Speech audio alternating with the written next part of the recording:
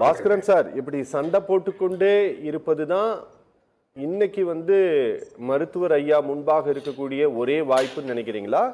இல்ல இந்த விவகாரத்தை பேசி தீர்க்க வேண்டியது அவசியம் அப்படின்ட்டு உங்களை மாதிரியான நிர்வாகிகளுக்கு தோணுதா?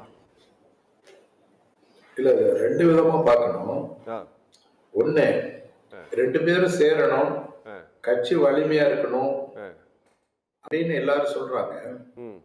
அது நியாயமான கருத்து. அதை தமிழ்நாடு முழுவதும் இருக்கிற எல்லா பாட்டாளி மக்கள் கட்சிக்காரங்களும், இன்னும் குறிப்பா வன்னியர் சமுதாயத்தினரும் ஏத்துக்கிறாங்க. இதுல எங்க முரண்படுதுன்னா, சேரவே கூடாதுங்கிற புள்ளியில அன்புமணி இருக்காரு. ஓகே, புரியுது. ஆனா அவர் கூட்டத்துல பேசும்போது கூட இருக்கிறவங்க எல்லாம் சரியில்லை, ஒரு 4-5 பேர் பூசாரிகள், அவங்க ஒதுக்கிட்டாங்கன்னா நான் சேருவேன் அப்படின்லாம் சொல்றாரு.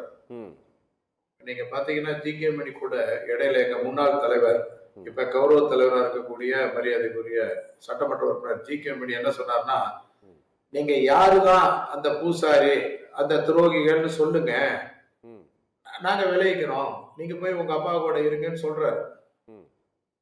அதுக்கு அவர் ஒண்ணும் சொல்ல மாட்டேங்கிறாரு. அப்படின்னா என்ன அர்த்தம்னா, அவரு சேராததுக்கு ஏதாவது ஒரு காரணம் சொல்றாரு. நீங்க நல்லா கவனிக்கணும். இந்த பிரச்சனை ஒரு 14 முறை பேச்சுவார்த்தை நடத்திட்டாங்க. அவர் எதுக்கும் ஒத்து வரல. இன்னொரு விஷயம் பாத்தீங்கன்னா, நீங்க எல்லாரும் நினைக்கிறீங்க கடந்த 6 மாசமா அந்த தகராறு நடக்குது, இந்த பிரச்சனை நடக்குதுன்னு நீங்க நினைக்கிறீங்க. ஆனா உண்மை அது இல்ல.